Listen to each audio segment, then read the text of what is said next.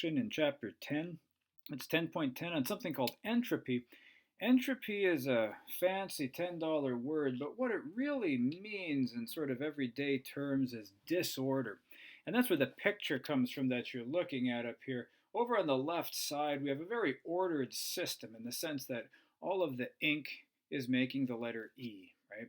Over here on the right side, we have a very disordered system where the ink has been scattered and you can faintly see a Y.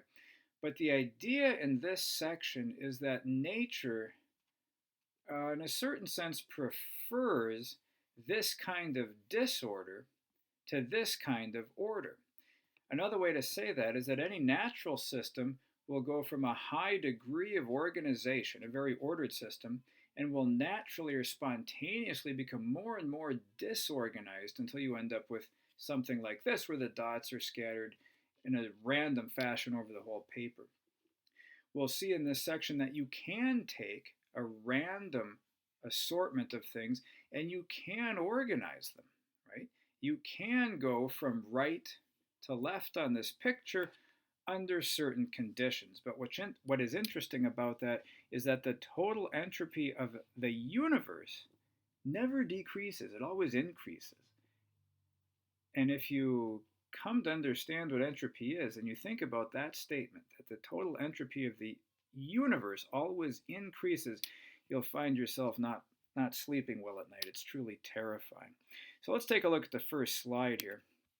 Entropy and disorder, you can almost use those two words interchangeably, at least in this class. And here are a couple of examples. This collection of particles on the left side is very ordered, right? Highly ordered. It could be oil floating on top of water, for example, right? Or wood floating on top of water. This system on the right is very disordered. This is low entropy, right? Highly ordered is low entropy. That's something you want to put into your brain. Highly ordered is low entropy. Disordered is high entropy.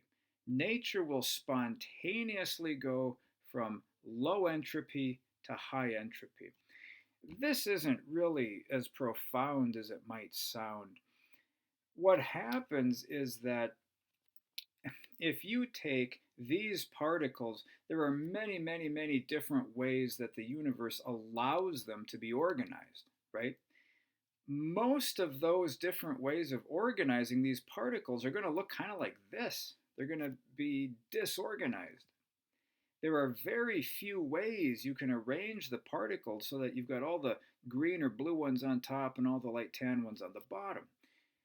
What that means is that statistically, you're simply far more likely to encounter this system, right? If there are 1,000,000 possibilities and 999,000 look like this, and only 1,000 of them look like this, then on average, you're far more likely to find the system in this state, right? Here's an example that is perhaps a bit more intuitive. This chemistry up here isn't the way that we're used to thinking, but we are accustomed to bricks or blocks. We know what those are. If you were to put on a blindfold and start picking up blocks and tossing them, there is no rule in the universe saying that you couldn't get this system, right? It is improbable, it's not likely, but there's no rule saying it can't happen. Another way to say the same thing, if you were to pick up a pair of pants or a shirt and just throw it up in the air, there's no rule in the universe saying it can't land on the floor perfectly folded. But it is improbable, right? The chance isn't zero, but it's awfully close to zero. This is the more probable or more likely outcome, that you'll have a jumble of bricks, right? Or that your shirt or pants will land in a pile on the floor. This system right here has very low entropy. This system has high entropy. The universe prefers this. Or if you don't like to think about the universe having preferences, there's simply many, many, many more ways that the bricks can land in a jumble. There are very few ways for the bricks to land in a perfect pile, right? Again, if there are 1,000,000 ways this can happen, this might represent 999,000 ways, and this might only be 1,000 ways. So when we say that systems want to go or will spontaneously go from low entropy to high entropy, we're saying that the high entropy systems are more likely, the low entropy systems are less likely.